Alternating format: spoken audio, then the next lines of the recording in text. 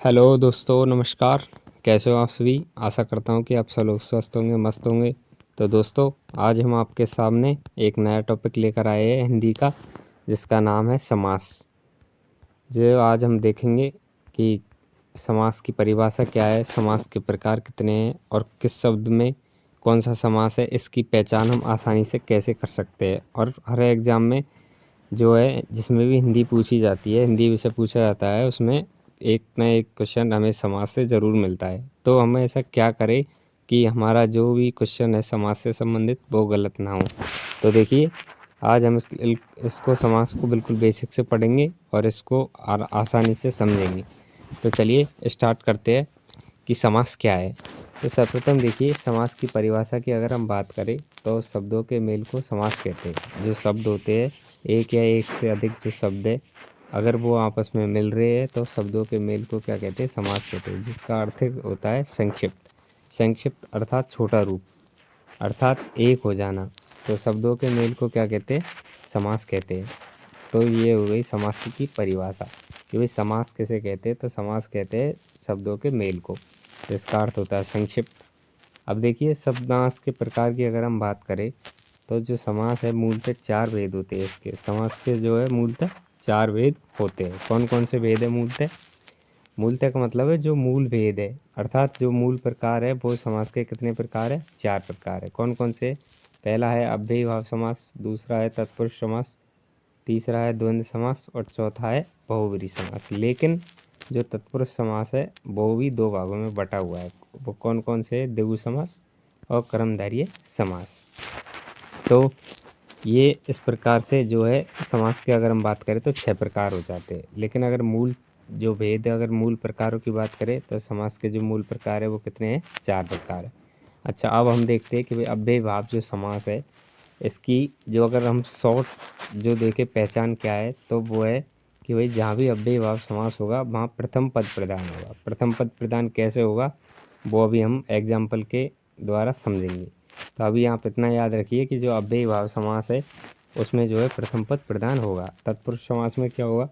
तो तत्पुरुष समास में कारण है, कारक आएगा। जो कारक है, कर्ता ने कर्म को करण से, संप्रदान के लिए अपादान से, जो भी वो लाइन अपन ने बचपन में पढ़ी थी वो क्या वही लाइन यहाँ आपकी काम आएगी समास में। तो तत्पुरुष जहाँ भी ये कारक आएंगे सारे, तो उसमें कौन सा समास है? तत्पुरुष समास। ये तत्पुरुष समास की पहचान है, जहाँ भी कारक आ जाए उसमें तत्पुरुष समास अवश्य होगा।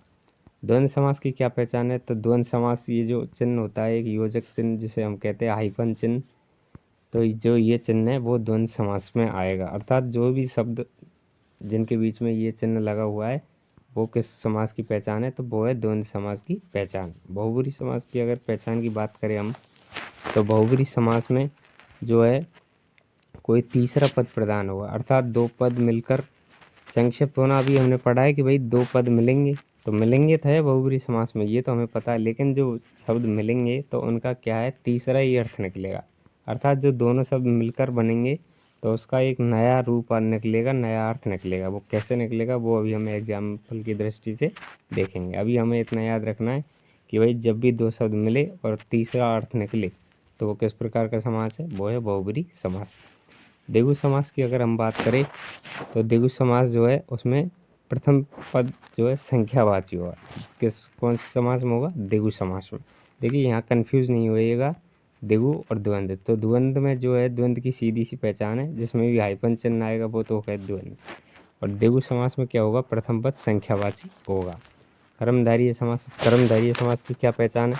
तो कर्मधारय जो समास है उसमें प्रथम पद दूसरे की विशेषता बताएगा, अर्थात जो पहला पद है वो जो आने वाला पद है उसकी विशेषता बताएगा। जैसे अभी हम उदाहरण के माध्यम से इसको भी समझेंगे। तो ये हो गई इनकी जो शॉर्ट पहचान है समास के प्रकारों की। तो वो अभी आप इतना से याद रखिए, बिल्कुल आपको समझ आएगा अभी जब हम एग्जाम्पल की दृष्टि से देखेंगे। चलिए आगे देखते हैं। एक शब्द में 2 समास या 3 समास भी हो सकते हैं। ऐसा नहीं है कि भाई एक शब्द है तो उसमें एक ही समास होगा, बिल्कुल भी ज़रूरी नहीं है। एक शब्द में 2 भी समास हो सकते हैं और एक शब्द में 3 भी समास हो सकते हैं। तो चलिए अब हम देखते हैं समासों के प्रकारों के बारे में। तो सर्वप्रथम हम देखेंगे अव्ययी भाव समास। तो अव्ययी भाव समास की हमने क्या पहचान पढ़ी? हमने अव्ययी भाव समास की पहचान पढ़ी कि भाई प्रथम पद जो है प्रधान होता है। प्रधान का अर्थात अर्थ होता है मुख्य होता है। जैसे जैसे देखिए, और इसकी पहचान देखिए, पहली तो पहचान है कि भाई प्रथम पद अव्यय होता है, इसमें प्रथम पद प्रधान होता है, और शब्द की पुनरावृत्ति हो वहाँ यह समास होता है। अर्थात जहाँ भी शब्द की पुनरावृत्ति होगी और जहाँ भी हमें प्रथम पद प्रधान दिखेगा वहाँ कौन सा समास होगा? अव्ययीभाव समास होगा। जैसे यथा समय, यथा समय, तो इसमें कौन सा पद प्रधान है? इस यथा प्रधान है, प्रथम पद प्रधान है यथा समय।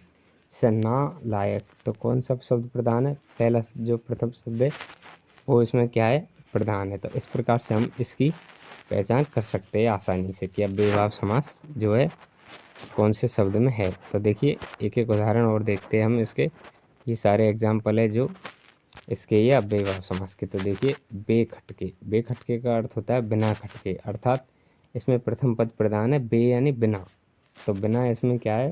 जो है प्रथम पद है, और ये क्या है? पूरे इसमें समाज में प्रधान है। तो बेखटके का अर्थ होता है बिना खटके। यथा साध्य, यथा साध्य मतलब जितना साधा जा सके। और यथाशक्ति, इधर यथाशक्ति देखिए, यथाशक्ति होता है शक्ति के अनुसार। अर्थात देखिए प्रथम पद प्रधान कैसे है? तो प्रथम पद प्रधान ऐसे है, इसमें समझिए, जैसे कि यथाशक्ति को अगर हम देखें तो यथाशक्ति का अर्थ होता है शक्ति के अनुसार। अगर हम शक्ति को हटा दें, अर्थात प्रथम पद को हटा दें, तो क्या इसका कोई अर्थ निकलेगा? के अनुसार, के अनुसार, क्या अनुसार? इससे हमें बिल्कुल भी कुछ भी पता नहीं चल रहा है। तो इस प्रकार से इसमें कहा जा सकता है कि भाई प्रथम पद प्रधान है, अर्थात मुख्य है। तो वो कौन सा है? प्रथम पद प्रधान। तो इस प्रकार से हम शब्द का अर्थ करके देखेंगे पूरे का, और उसमें देखेंगे अगर प्रथम पद प्रधान है तो उसमें अव्ययीभाव समास है। जैसे अगला देखेंगे यथाक्रम, अर्थात क्रम के अनुसार। अब जैसे ही हम यहाँ से क्रम को हटा दे तो अनुसार क्या है? कुछ भी नहीं है अनुसार।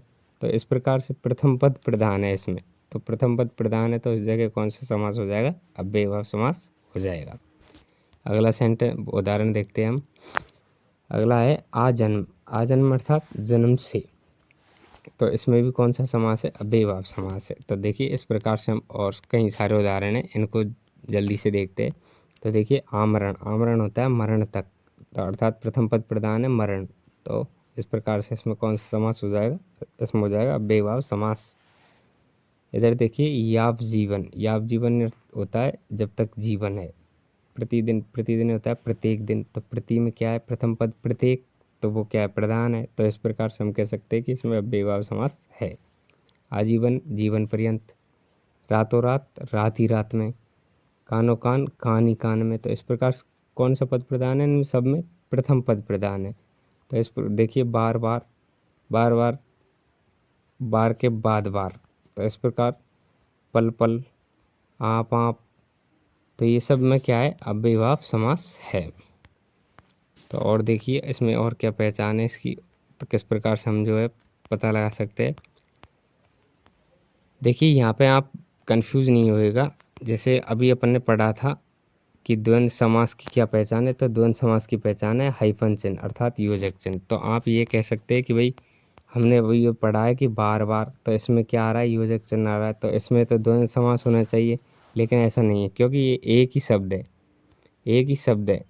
तो इस प्रकार से यहाँ पे कौन सा समास होगा? अव्ययीभाव समास होगा। अगर शब्द अलग अलग है, जैसे कि द्वंद्व समास में इसमें देखिए आपको उदाहरण दिखाता हूँ द्वंद्व समास का, तो इसमें कंफ्यूज होने की ज़रूरत बिल्कुल भी नहीं है।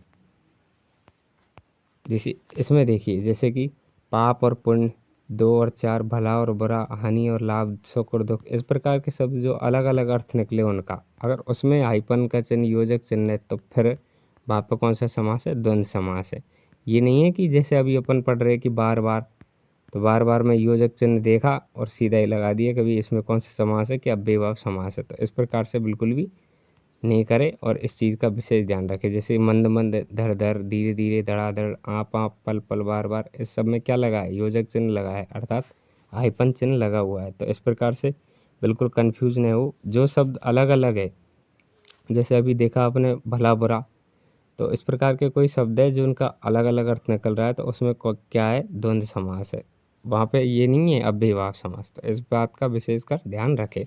तो देखिए और अभी अव्ययीभाव समास का और उदाहरण देखते हैं। तो प्रतिफल अर्थात फल के बदले फल, सकुशल कुशलता के साथ, प्रतिवर्ष प्रत्येक वर्ष, हर रोज प्रत्येक रोज, दरअसल असल में। तो ये क्या है, प्रथम पद प्रधान है, प्रथम पद प्रधान है तो इसमें अव्ययीभाव समास है, सीधी सी बात है। बिल्कुल आप इसका अर्थ देखिए और तुरंत इसमें अपन बता सकते हैं कि इसमें कौन सा समास है। बेफायदा अर्थात बिना फायदा के, तो बेफायदा या बिना क्या है, प्रथम है, प्रथम पद है।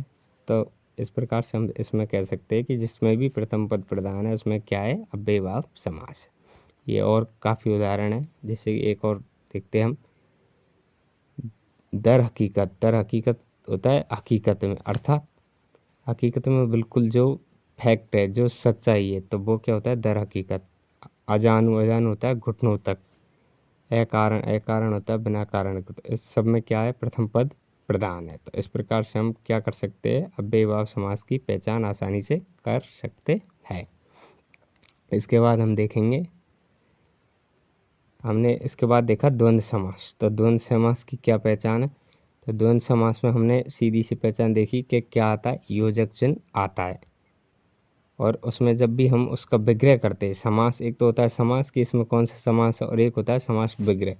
तो विग्रह करते हैं तो विग्रह करने पर जो है क्या लगेगा, और या अथवा या एवं तथा लगते हैं।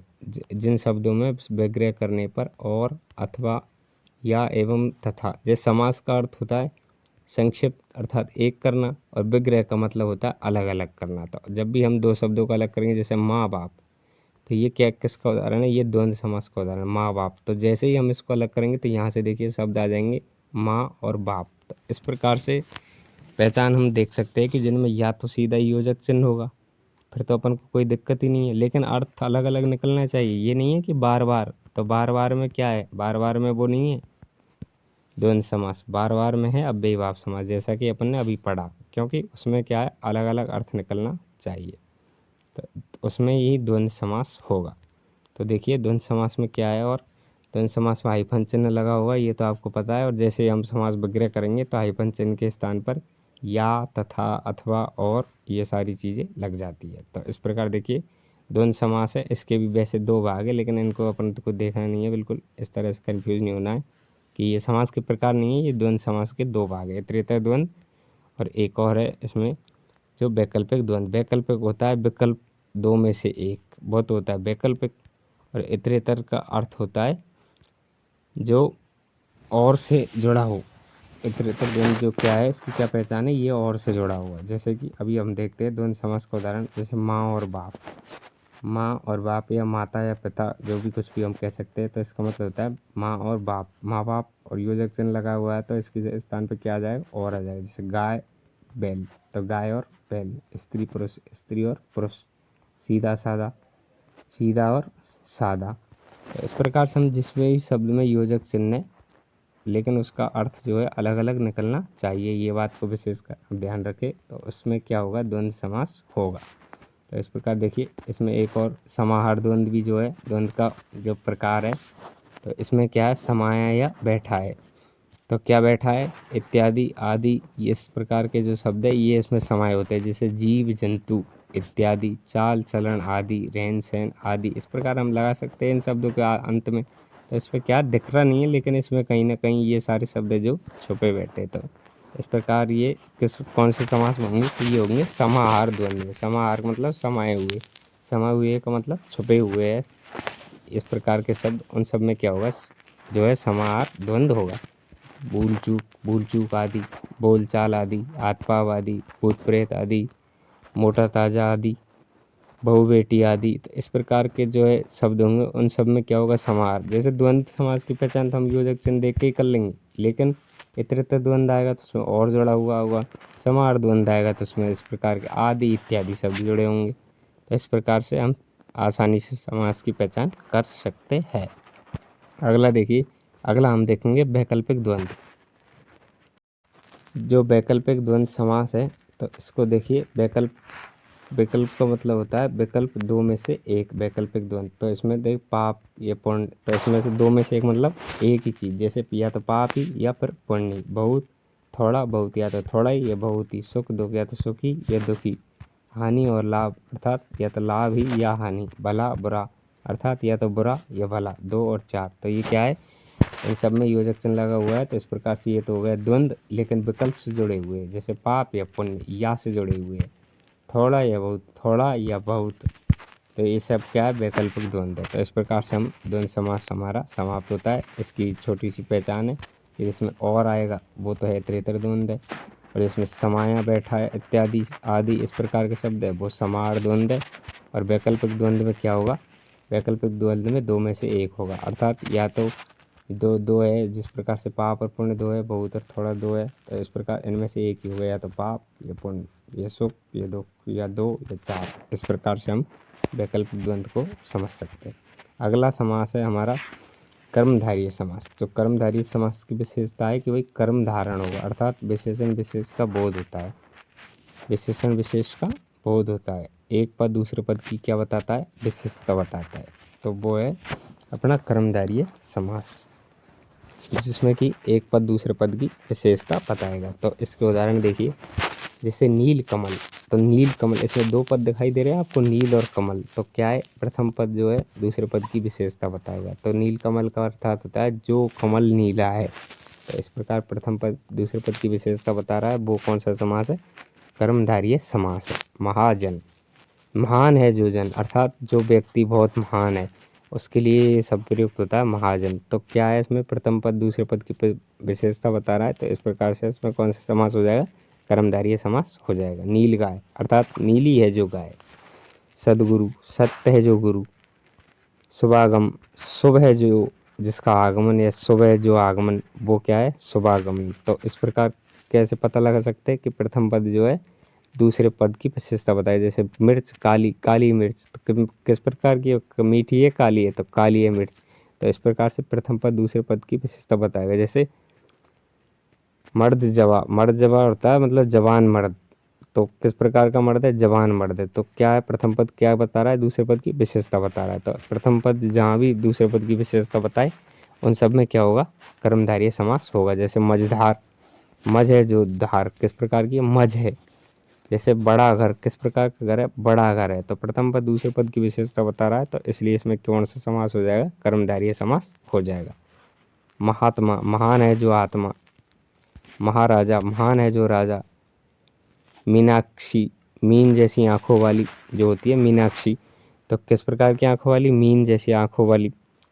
तो इस प्रकार से प्रथम पद जिसमें भी दूसरे पद की विशेषता बताए वो अपना क्या समास की पहचान है, कर्मधारय समास की पहचान है। जैसे कि हमने पहचान ऊपर भी पढ़ी थी स्टार्टिंग में जब हमने देखा, वैसे समास वहीं से क्लियर हो जाते हैं। लेकिन अगर हम इसमें यहाँ उदाहरण से देखते हैं तो इनकी पहचानों को और आसानी से समझा जा सकता है।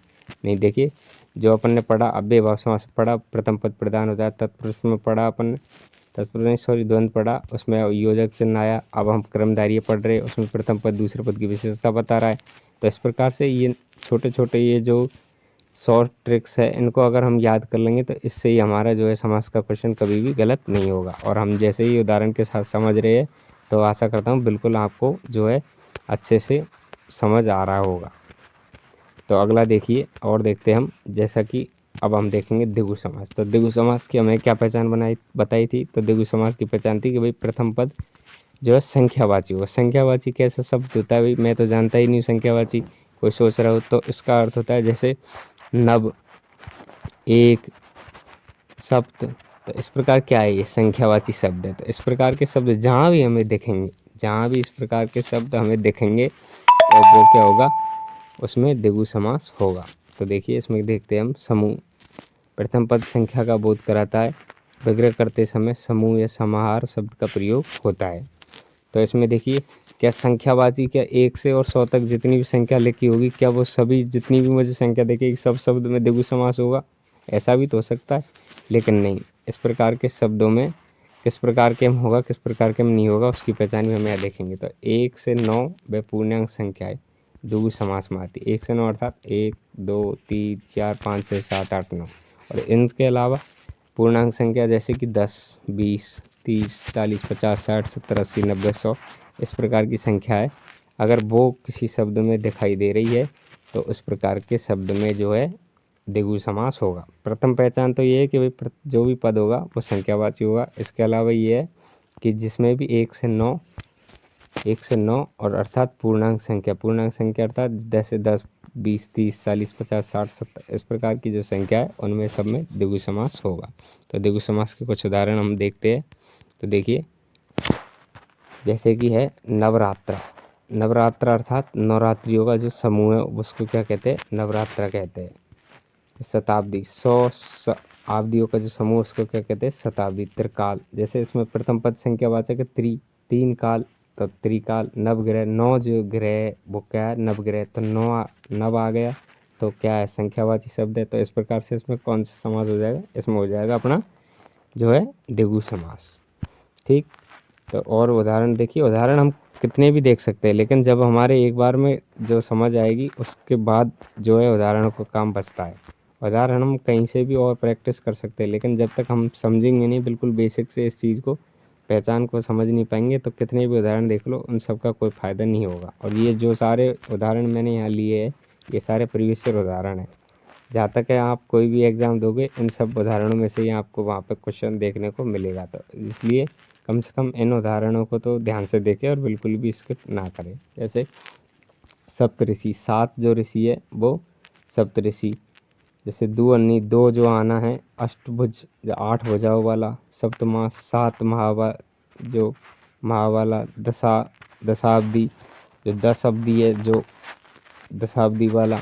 तो इस प्रकार के जो शब्द है जिनमें संख्यावाची शब्द जैसे 1 से और 9 तक, और 10, 20, 30, 40, 50, 60 जो भी संख्यावाची पूर्णांक संख्या है उन सब में कौन सा समास होगा? द्विगु समास होगा। इसके बाद हम बात करते हैं बहुब्री समास की। बहुब्री समास जो है उसकी क्या पहचान है और उसको हम कैसे समझ सकते हैं। तो जैसा कि हमने ऊपर देखा स्टार्टिंग में कि बहुब्री जो समास है इसमें कोई तीसरा ही पद प्रदान होगा, अर्थात 2 पद आपस में मिल रहे वो तो हो गए समास, लेकिन दोनों मिलकर एक अलग अर्थ निकाले। जैसे कि 2 शब्द है वो दोनों मिल जाएंगे और उसका अलग ही अर्थ निकलेगा और वो प्रदान होगा, अर्थात जो मेन जो शब्द है वो 2 शब्दों से मिलकर अलग जो उसका अर्थ निकलेगा वो ही बहुब्री की पहचान है। जैसे दसमुख। अब दसमुख में कोई देखे कि भाई मैं तो इसमें द्विगु समास करूँगा, तो अपन द्विगु समास किस प्रकार से, जैसे कि अभी अपन ने देखा ऊपर कि भाई पूर्णांक संख्या जिसमें 10, 20, 30, 40, 50, 60, तो इसमें बिल्कुल द्विगु समास भी अपना हो सकता है। तो ऐसे कोई कोई उदाहरण है जिनको आपको बिल्कुल विशेष तरीके से देखना पड़ेगा, लेकिन ऐसा नहीं है जैसा हमने ऊपर देखा कि एक शब्द में 2 भी समास हो सकते हैं, 3 भी समास हो सकते हैं। तो इस प्रकार से हमने देखा, तो इसमें द्विगु समास भी है और इसमें बहुब्री समास भी है। तो कैसे है बहुब्री समास? देखिए, इसमें कोई तीसरा पद प्रदान होगा। बहुब्री समास की पहचान है कि भाई कोई तीसरा शब्द है वही प्रदान होगा। तो दसमुख, तो दसमुख है जिसके वह है रावण। तो रावण इसमें जो है तीसरा पद जो है निकलता है कि भाई दसमुख। दसमुख अर्थात जिसके दसमुख है वो कौन है? रावण। तो इस प्रकार से तो हो गया बहुब्री। और जैसे हमने द्विगु समास अभी देखा, प्रथम पद संख्यावाची होगा तो बिल्कुल 10 है, और संख्यावाची कौन सी? पूर्ण संख्या होनी चाहिए, तो पूर्ण संख्या है 10, तो बिल्कुल इसमें द्विगु समास भी हो सकता है। तो इसलिए कन्फ्यूज ना हो कि इसमें ये है या फिर ये है। तो हमने पहले ही देखा कि कोई शब्द है उसमें 2 या 3 समास भी हो सकते हैं। तो यहाँ पे द्विगु समास भी होगा और यहाँ पे बहुब्री समास भी होगा। तो इस प्रकार से और उदाहरण अभी देखते हैं हम बहुब्री के, कि इसमें जो तीसरा पद है वो प्रदान होगा। तो जैसे कि मयूर वाहन, तो मयूर वाहन जिसका वह कार्तिकेय, अर्थात जिसका मोर जो है वो वाहन है। तो किसका वाहन है? मोर। वो है कार्तिक जो है भगवान शिव के पुत्र, तो उनका जो वाहन है तो मयूर वाहन। दूसरा है मुरलीधर, तो मुरली धारण करने वाला कौन है? कृष्ण। तो इस प्रकार जो मुरली और धर 2 शब्द है, तो दोनों मिलकर तो समास हो रहा है। तो कौन सा समास हो रहा है इसका पता कैसे लगाएंगे? तो इन दोनों से मिलकर जो तीसरा शब्द निकल रहा है तो वो हो गया इसमें बहुब्री समास। तो इस प्रकार से हम समास की पहचान आसानी से कर सकते हैं। और उदाहरण देखिए, गोपेश अर्थात गोपियों का ईश है जो कौन है? कृष्ण। चक्रधर, चक्र को धारण करने वाला कौन है? कृष्ण। मधुसूदन, मधु का वध करने वाला कौन है? विष्णु। तो इस प्रकार क्या है इसमें? इन सब में तीसरा ही जो शब्द है वो प्रधान है। तो इस प्रकार हम इसमें कह सकते हैं कि इन सब में कौन सा समास है? बहुब्री समास है। जैसे और देखिए, माखन चोर अर्थात माखन की चोरी करने वाला, तो वो कौन है? भगवान कृष्ण है। तो इस प्रकार से जो तीसरा पद प्रधान है इसमें, तो उसमें बहुब्रीहि समास हो जाएगा। उदाहरण और है, काफ़ी उदाहरण है, काफ़ी हम देख सकते हैं, लेकिन अपन को जो बात है वो यहाँ से क्लियर हो जानी चाहिए कि दो शब्द मिलकर तीसरा ही शब्द जो है प्रधान होता है, अर्थात अलग ही अर्थ निकलता है, तो उसमें कौन सा समास है? बहुब्रीहि समास है। जैसे त्रिलोचन, तीन है लोचन जिसके, वो कौन है? भगवान शिव है। अंगराज, अंग देश का राजा है जो कौन है? कर्ण है। तो इस प्रकार से तीसरा पद प्रधान है, वही उसमें बहुब्रीहि समास हो जाएगा। और भी उदाहरण इसमें देख सकते हैं हम, जैसे धूर्जटी, धुएं के समान जिसकी जटाएं, भय शिव। उमेश, उमा का ईश है जो, वो कौन है? शिव। तो इस प्रकार तीसरा जो है पद प्रधान है इसमें, अर्थात अलग ही अर्थ निकल रहा है दो शब्दों को मिलाकर, तो उन सब में कौन सा हो जाएगा? बहुब्रीहि समास हो जाएगा। जैसे पंजाब, पांच आब है जहाँ, भारत का एक राज्य जो क्या है? उसका नाम पंजाब है। तो जहाँ पांच जो आब है, तो उसको हम क्या बोलते हैं? पंजाब बोलते हैं। तो इस प्रकार से हमने देखिए सर्वप्रथम कौन सा देखा? सर्वप्रथम हमने द्वंद्व देख लिया, अव्ययी भाव देख लिया, द्वंद्व देख लिया, द्विगु देख लिया, कर्मधारय देख लिया, और अब अपन ने बहुब्रीहि भी देख लिया। तो अब अपना बचता है कौन सा? तत्पुरुष समास। तो तत्पुरुष समास की क्या पहचान बताई थी मैंने? तत्पुरुष समास की पहचान थी वही कारक की जो विभक्तियाँ, चाहे कर्ता ने कर्म को करण से संप्रदान के लिए अपदान से अलग कहा, जो इस प्रकार की विभक्तियाँ हमने बचपन में याद की है, वो सारी विभक्तियाँ बिल्कुल भूलने की ज़रूरत नहीं है, वो आपको यहाँ काम आएगी। तो इस प्रकार से वो क्या है? तत्पुरुष समास की पहचान है। कारक की 6 विभक्तियाँ, जैसे कि इनमें क्या आएगा? जैसे भाई मैं विभक्ति तो जानता हूँ कि कि जैसे कर्ता ने, तो ने हो गया, कर्म को करण से संप्रदान के लिए, तो ये सब क्या है? ये सब विभक्तियाँ है। तो विभक्तियाँ तो मैं जानता हूँ, लेकिन क्या सिर्फ विभक्तियों को जानने तक ही मैं समास की पहचान बता सकता हूँ? तो नहीं, ऐसा नहीं है। तो समास की पहचान कैसे बता सकते हैं? जैसे कि अभी हम तत्पुरुष समास देख रहे हैं, इसमें अपन कर्म तत्पुरुष की अगर बात करें, तो इसमें है, पहला उदाहरण है हस्तगत, अर्थात हस्त को गत, हाथ को जाने वाला, हस्त को गत। तो इसमें को जो अपन को दिख रहा है, तो ये को, के लिए, से अलग, तो इस प्रकार के जो शब्द जहाँ हमको समास विग्रह करने पर दिख जाएंगे, तो वहाँ हम तत्पुरुष समास बिल्कुल लगा देंगे। ये है तत्पुरुष समास की पहचान। तो कौन कौन से शब्द?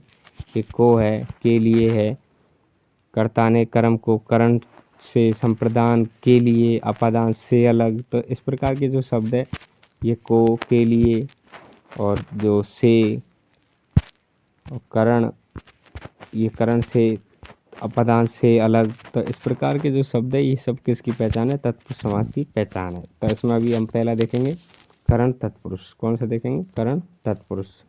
कर्म तत्पुरुष, तो कर्म तत्पुरुष में क्या होगा? को होगा बीच में। तो हस्तगत, हाथ को जाने वाला, जेब कतरा, जेब को कतरने वाला, गगनचुंबी, गगन को चूमने वाला, चिड़ीमार, चिड़िया को मारने वाला, मनोहर, मन को हरने वाला, सुख प्राप्त, सुख को प्राप्त करने वाला। तो इन सब में क्या आ रहा है? इन सब में ये विभक्ति आ रही है को। तो जहाँ भी हमें को, के लिए, से अलग, इस प्रकार के शब्द मिलेंगे, वहाँ कौन सा समास होगा? तत्पुरुष समास होगा। छोटी सी पहचान है, बिल्कुल भूलने की ज़रूरत नहीं है, और इस प्रकार आपको समास बिल्कुल समझने में आसानी भी होगी। अभी हम देखते हैं करण तत्पुरुष। तो करण की क्या है? से। करण से जो विभक्तियाँ है, उनमें जो मेन शब्द है उसको पकड़ना है, उसको देखना है, और इस प्रकार से हमें समास की पहचान करनी है। जैसे मनगामी, अर्थात मनमानी, अर्थात मन से मानी, गुणयुक्त, अर्थात गुण से युक्त, अकाल पीड़ित, अर्थात अकाल से पीड़ित, मन चाहा, मन को चाह, अर्थात जो मन जिस चीज़ को चाहता है वो। तो उसमें क्या है? सब में कौन सी विभक्ति आ रही है? इस सब में से जो विभक्ति है वो आ रही है, या फिर के द्वारा आ रही है इधर। तो कर्ता ने कर्म को करण से संप्रदान के लिए अपादान से अलग, तो इस प्रकार के, से, इस प्रकार की जो भी विभक्तियाँ है, उन सब में कौन होगा? तत्पुरुष समास होगा। लेकिन ये अपन को देखना है कि करण तत्पुरुष है या अपादान तत्पुरुष है। तो अपादान तत्पुरुष में जैसे देखिए, से अपादान तत्पुरुष में आएगा, तो जैसे हम देखते हैं ऋण मुक्त, ऋण मुक्त जो, तो क्या है? ऋण से मुक्त जो हो वो है ऋण मुक्त। तो क्या है? अपादान तत्पुरुष है, अर्थात जिसमें अलग होने की बात की जा रही हो। जैसे कि अभी आप कह सकते हैं कि भाई हम तो तारों भरी में भी क्या है? से है, और अपादान तत्पुरुष में भी क्या है पहचान, से है। तो क्यों ना मैं तारो भरी जो है उसमें अपादान तत्पुरुष कर दूँ, तो नहीं, ये अलग होगा और गलत होगा। क्यों? क्योंकि करण तत्पुरुष है उसमें से अलग अर्थ में है और अपादान तत्पुरुष में से है जो है अलग होने के अर्थ में है। अलग होने के अर्थ में जैसे पाप मुक्त अर्थात पाप से मुक्त, तो क्या हो रहा है, अलग हो रहा है। अलग कैसे हो रहा है, पाप से मुक्त अर्थात जिसके ऊपर अब पाप नहीं हो। तो पाप पहले क्या था, पाप था, और अब क्या है, अलग हो गया है। तो इस प्रकार अपन को बिल्कुल एक एक शब्द को जोड़ देकर देखना होगा कि कौन सी विभक्ति का अर्थ क्या निकल रहा है। तो जैसे इसमें अगर हम बात करें तो तारों से भरी, तो तारों से भरी क्या इसमें कुछ अलग हो रहा है, नहीं हो रहा बिल्कुल भी। तो इसलिए इसमें क्या होगा, करण तत्पुरुष होगा। और अपादान तत्पुरुष इसमें अपादान क्यों होगा, क्योंकि से अलग, जैसे फली, फल से हीन अर्थात जिसमें फल हो ही ना। जैसे काम चोर, काम से चोरी करने वाला अर्थात काम से भागने वाला, अलग होने वाला। तो इस प्रकार का जो भाव यहाँ पर होगा उसमें क्या होगा, अपादान तत्पुरुष होगा। अपादान तत्पुरुष की पहचान है से अलग और करण तत्पुरुष की पहचान है सिर्फ से। तो यहाँ से जो है अलग होने के अर्थ में होगा अपादान तत्पुरुष में। तो इस प्रकार जो है हम उदाहरणों को और देख सकते हैं और जो है समास की पहचान कर सकते हैं। तो जैसे अभी हम देखेंगे इसमें कि कर्ता ने कर्म को, जैसे कर्ता ने कर्म को करण से, संप्रदान के लिए अपादान से अलग, संबंध का के की, अधिकरण में पर, हो अरे। तो इस प्रकार ये क्या है, ये सारी विभक्तियाँ है और इनको हम जो है देख करके समास की पहचान कर सकते हैं। अभी हम देखेंगे एक और संबंध तत्पुरुष। तो संबंध तत्पुरुष जो है इसकी क्या पहचान है, तो ये का के की जो है ये संबंध से संबंधित होंगे अर्थात संबंध दिखाएंगे। कौन कौन, का के की, जैसे विद्यालय, विद्या का आल्य। तो क्या का दिखा रहा है, संबंध दिखा रहा है। किसका, विद्या और आल्य में जो है संबंध दिखा रहा है। जैसे शिवालय, तो शिव के लिए जो आल्य है, के लिए, तो इसमें आ गया ना कि, तो शिव का है जो आल्य, तो वो क्या है, शिवालय। तो इस प्रकार क्या दिखा रहा है, संबंध दिखा रहा है। तो इसलिए इसमें क्या हो जाएगा, संबंध तत्पुरुष हो जाएगा। जैसे रंग भेद अर्थात रंग का भेद, तो संबंध दिखा रहा है किसका भेद, रंग का भेद। तो का यहाँ आ गया क्या, का। तो इस प्रकार हम आसानी से पहचान कर सकते हैं। जैसे सिर दर्द, तो किसका दर्द, सिर का दर्द। तो का विभक्ति जो है यहाँ पे हम आ गई, तो इसलिए इसमें क्या हो गया, संबंध हो गया। संबंध बता दिया कि भाई जो दर्द है वो किसका है, सिर का दर्द है अर्थात, या फिर पेट का दर्द है। तो जो भी दर्द है वो उसका संबंध पता चल रहा है कि भाई ये जो दर्द है उसका संबंध किससे है, तो यहाँ पे किससे है, सिर से है।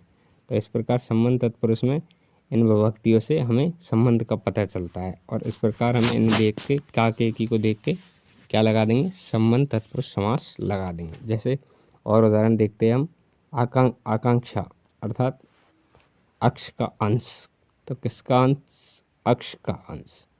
जैसे गंगा जल, तो किसका जल, गंगा का जल। तो ये जो जल है वो किसका है, गंगा का है। तो जल किसका है, गंगा का है। तो इसलिए इसमें क्या हो गया, संबंध हो गया एक कि भाई ये किसका है, तो गंगा का है। तो गंगा का क्या है, ये जल है। तो इस प्रकार इसमें संबंध दिखाई दे रहा है। तो इसलिए ये क्या हो जाएगा, संबंध तत्पुरुष हो जाएगा। जैसे मंत्री परिषद, तो किसकी परिषद, मंत्रियों की परिषद। तो किसकी है परिषद, मंत्रियों की है। तो संबंध दिखा दिया कि भाई ये परिषद जो है किसकी है, सिर्फ और सिर्फ किसकी है, मंत्रियों की है। तो इस प्रकार से हमने संबंध तत्पुरुष भी देखा। अब हम देखेंगे अधिकरण तत्पुरुष। तो अधिकरण तत्पुरुष है उसकी पहचान है में पर। जैसे कविराज, तो कवियों में जो राजा है वो, तो में आ गया।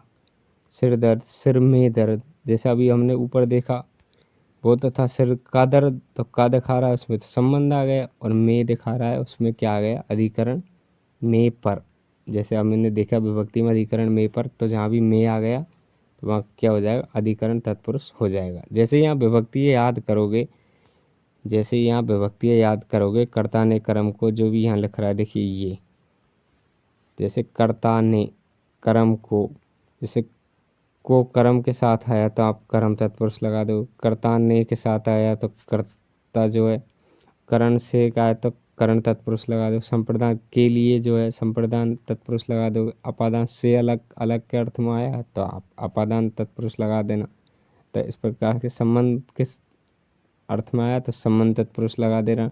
और अधिकरण में पर इस प्रकार से आया तो अधिकरण तत्पुरुष जो है अपना यहाँ हो जाएगा। तो इस प्रकार से हम देख रहे हैं अधिकरण तत्पुरुष जहाँ भी में पर आएगा, जैसे आप बीती तो आप पर बीती, में अर्थात में या फिर पर जो आ जाएगा वहाँ क्या हो जाएगा, अधिकरण पुरुष हो जाएगा। तो इस प्रकार से जो हमने तत्पुरुष समास भी जो ख़त्म किया। अब इसमें देखिए तत्पुरुष के भेद, तत्पुरुष के भी कुछ भेद होते हैं। तो कौन कौन से भेद होते हैं, जैसे नज तत्पुरुष, नज का मतलब होता है न का मतलब होता है नहीं, या फिर ए ना अन उपसर्ग। तो ये जो है इसका कोई अर्थ नहीं है वैसे, लेकिन कई बार क्या है पूछा जा सकता है कि जो तत्पुरुष के भेद है तो वो कौन कौन से, जैसे कि न ए अन उपसर्ग इस प्रकार आते हैं, तो वो किस में आते हैं, तत्पुरुष समास में ही आते हैं। जैसे ए जन्मा अर्थात ने जन्मा, अटल अर्थात न टलने वाला, अकारण अर्थात न कारण, बिना कारण के, नापसंद अर्थात जो पसंद नहीं है। तो इस प्रकार के शब्द में जो भी हम ए ना अन उपसर्ग देखेंगे तो उस शब्द में भी कौन सा है, तत्पुरुष समास हो जाएगा। जैसे हथकड़ी, हाथ के लिए बनाई गई कड़ी। रेलगाड़ी, रेल पर चलने वाली, तो इनमें क्या आ रहा, पैर आ रहा है, में आ रहा है, से आ रहा है, के आ रहा है, तो ये सारे क्या है, तत्पुरुष के ही उदाहरण है। तो इस प्रकार से आज हमने क्या देखा, आज हमने देखा समास की परिभाषा, समास के प्रकार और समास के जो भी प्रकार है उन सब की क्या देखी, हमने पहचान देखी और सारी पहचान देखकर उन सब का एक एक उदाहरण देखा। तो आशा करता हूँ कि आपको ये वीडियो बिल्कुल पसंद आया होगा और जो भी आज हमने पढ़ा है वो आपको याद हुआ होगा। और जो अगर आप इस वीडियो को देखते हो तो इसके बाद आपको समास पढ़ने की ज़रूरत नहीं है। कोई सी भी आप एग्ज़ाम दे लेना, उसमें आपका यहाँ से उदाहरण मिल जाएगा और एक भी क्वेश्चन गलत नहीं होगा। तो आज की वीडियो में इतना ही, मिलते हैं किसी नेक्स्ट वीडियो में किसी अगले टॉपिक के साथ। तब तक के लिए धन्यवाद। जय हिंद, जय भारत।